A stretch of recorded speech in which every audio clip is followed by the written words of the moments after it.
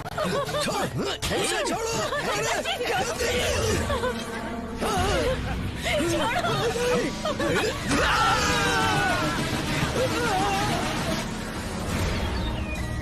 Hello दोस्तों, मैं हूं अखिलेश और आप देख रहे हैं अखिलॉजी। दोस्तों, मैंने फिल्म देखी यूट्यूब पर लोकपाल, और पूरी फिल्म देखने के बाद मैं सिर्फ इतना ही कहूंगा कि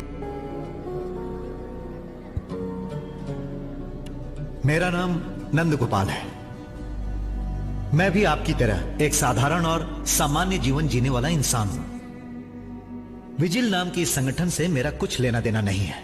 मैंने सिर्फ उनसे मुलाकात की और उनसे यह परमिशन ली कि इस मीटिंग में मैं आप लोगों से कुछ बातें शेयर। अमिताभ बच्चन सर की एक फिल्म आई थी शहंशाह, कि रिश्ते में तो हम तुम्हारे बाप लगते हैं, नाम है शहंशाह। ये फिल्म और वो वाली फिल्म शहंशाह, ये दोनों में कम से कम 20% का मिलान है। मतलब एक जैसा ही लगती है दोनों फिल्में, क्योंकि दोनों में अपनी आइडेंटिटी, अपनी पहचान छुपाकर जो भ्रष्टाचारी है, जो करप्ट लोग हैं, चाहे वो नेता हो, पुलिस हो, डॉक्टर हो, प्रोफेसर हो, कोई भी डिपार्टमेंट का आदमी हो, अगर वो रिश्वत ले रहा है और 2 नंबर की कमाई कर रहा है, तो लोकपाल और उस फिल्म में शहंशाह उसके साथ 2 नंबर वाला ही काम करते हैं। मतलब चोर के घर चोरी। इतने सारे लोगों को देख करके, खासकर यंगस्टर्स को देखकर मुझे बहुत खुशी हो रही है। आप न्यू जनरेशन हो। अगर मेरी स्पीच आप सबको पसंद नहीं आई या फिर आपको मेरे किसी बात से ठेस पहुंचे, तो आप बेझिझक मुझसे बात कर सकते हैं या फिर रोक सकते हैं। तो यही सब इस फिल्म में भी है। और पूरी फिल्म देखने के बाद मैं सत्य कहूँगा कि ये फिल्म मज़ेदार है, इंटरेस्टिंग है। मतलब बोर नहीं हुआ मैं, अपनी पर्सनल बात बता रहा हूँ मैं, और मेरे को मज़ा आया। मसालेदार फिल्म थोड़ी सी कम है, इसीलिए शायद कुछ लोगों को शायद उतनी अच्छी ना लगे। कि ज़्यादा मसाला होता, थोड़ा सा स्टाइल होती इस फिल्म में, तो बहुत ज़्यादा मज़ा आता। और ये बात सच है, स्टाइल थोड़ी सी कम है, मसाले भी थोड़े कम है इस फिल्म में, वैसी रखी गई है, लेकिन उसके बाद भी मेरे को इंटरेस्टिंग लगी, यानी कि मज़ा आया। डेमोक्रेसी, हमारे देश की सरकार इसी पे चलती है। ऐसा कहते हैं, democracy means for the people, of the people, by the people होता है। लेकिन अब for the thieves, of the thieves, by the thieves ये हो गया है। चारों तरफ यहां चोर भरे पड़े हुए हैं। सॉरी, ये ताली बजाने का समय नहीं है, बल्कि ठीक से सुनने का समय है। ये कान खोल कर सुनिए।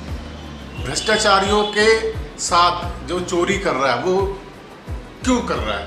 पहला सवाल ये दिमाग में आता है कि ये लोकपाल आखिर क्यों बना, क्या मजबूरी थी, और क्या लोकपाल मतलब चोरी करना ये अच्छी बात है, चाहे बेशक आप चोर के घर ही कर रहे हो। तो बहुत सारे सवाल इस फिल्म को देखकर उठते हैं, जिनके जवाब के लिए ये फिल्म में एक सस्पेंस बनाया गया है, और उस वजह से हम पूरी फिल्म देख जाते। आज मैं आपके सामने एक सच्चाई रखने जा रहा हूं। प्रोफेसर वैद्य आनंद कमेटी के स्टडी के मुताबिक 72,80,000 करोड़ ब्लैक मनी हमारे देश से विदेशों के बैंकों में जमा किए गए हैं। That's equal to 1.4 trillion, and 1 trillion is 12 zeros। और उनमें से ज्यादातर पैसे हमारे देश की भोली भाली जनता से लूटे गए हैं। उन पैसों में से अगर एक छोटा सा हिस्सा भी इस राज्य में आ जाए, तो यहाँ की गरीबी हमेशा हमेशा के लिए मिट सकती है। तो मेरे को ये फिल्म अच्छी लगी। बहुत ज्यादा नहीं कहूँगा कि ग्रेट है, लेकिन तब भी बेकार नहीं है और बोरिंग नहीं है। शुरू के आधा घंटा तो बस जैसे तैसे आपको काटने ही पड़ेंगे, उसके बाद अपने आप इंटरेस्ट आता चला जाता है इस फिल्म को देखने के लिए। हमारे देश की 140 करोड़ आबादी को चलाने के लिए 3 करोड़ से ज्यादा पॉलिटिशियंस हैं, और उनमें से हर एक पॉलिटिशियन लाखों रुपए खर्च करके इलेक्शन जीतता है और पावरफुल बनता है, फिर अपने पद का मिसयूज करके करोड़ों कमाता है। किसी भी राज्य में करप्शन का कारण बस यही होता है। अब इस फिल्म की जो सबसे इंटरेस्टिंग बात वो है, एक तो ये सस्पेंस है कि क्या चोर के घर चोरी करने वाला कभी पुलिस के हाथों पकड़ा जाएगा, प्लस चोर के यहाँ चोरी करता है, ये जो स्टाइल से करता है, इतनी सिक्योरिटी होने के बावजूद करता है, तो वो देखना बहुत ज़्यादा इंटरेस्टिंग होता है। मतलब कि दिमाग लगता है इस फिल्म में। मतलब कि इस टाइप की फिल्म बनाने में दिमाग लगाना पड़ता है। इजी करप्ट मनी सभी जगह पर है। Panchayat, municipality, corporation, district, state, central, court, airport, customs, excise, import, export, vehicles, train, electricity, water, police, army, law, business, आरोग्य, विद्या, practice, telecom, IT, SP, culture, agriculture, 4G, NGO, MLA, MP, मंत्री, तांत्रिक, मंदिर। अरे इस देश में भगवान भी सुरक्षित नहीं है।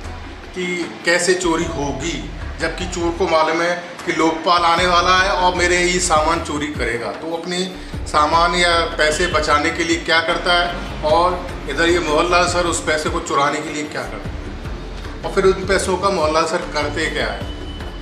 तो ये सारी चीज़ें देखने में इंटरेस्टिंग है, मज़ेदार है। जब भी आप किसी फॉर्म के लिए पैसे भरते हैं, चाहे वो बैंक के लिए हो, रेलवे के लिए हो या पीएससी के लिए, तो तुरंत पैसे कमाने के सपने मत देखने लगिए। आप खुद अपने आप को 99% सम्मान दीजिए, लेकिन बाकी का 1%, मात्र 1% अपने राज्य और देश को दीजिए। It's my humble request. और इस फिल्म में ज्ञान ही ज्ञान है, और वो ज्ञान ऐसा नहीं है कि बहुत ज़्यादा बोरिंग तरीके से है, बहुत अच्छे तरीके से है, और इम्पैक्ट पड़ता है कि देश की इकोनॉमी की खराब होती है भ्रष्टाचार यानी कि रिश्वत के पैसों से।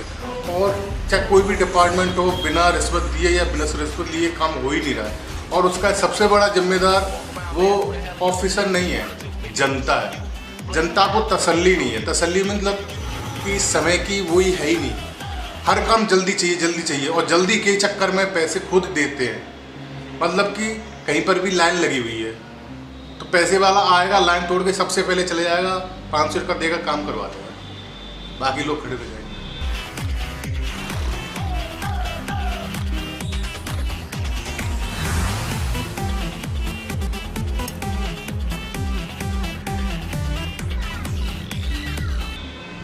तो जब आप खुद थोड़ा सा पेशेंस नहीं रख पाएंगे तो फिर उसको तो आप खुद ही बिगाड़ रहे हैं, रिश्वत दे के उसको मुंह में खून लगा रहे हैं रिश्वत का।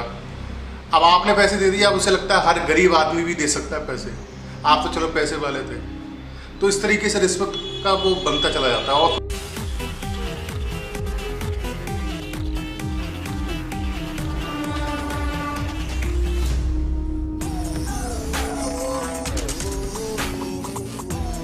और फिर वो उसमें इतना लालची हो जाता है कि बिना पैसे फिर कोई काम करता ही नहीं है। तो रिश्वत देना ही सबसे बड़ा गुनाह है, और रिश्वत दोगे तभी उनका चस्का लगता है रिश्वत लेने का, और फिर धीरे धीरे जब पैसा ज़्यादा हो जाता है फिर वो किसी से डरते भी नहीं। उन्हें मालूम है जमानत हाल हो जाएगी पैसे की दम पे, कोई इंक्वायरी होगी तो पैसे की दम पे अपने फेवर में रिपोर्ट लिखवा लेंगे, तो पैसे की ताकत का फिर वो फायदा उठाने लग जाता है। इसीलिए आपने देखा कोई बाबू डरता नहीं है सिस्टम से।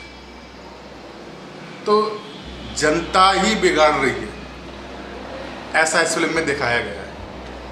तो दोस्तों बस इतना ही कहना था इस फिल्म के बारे में। जय हिंद, वंदे मातरम।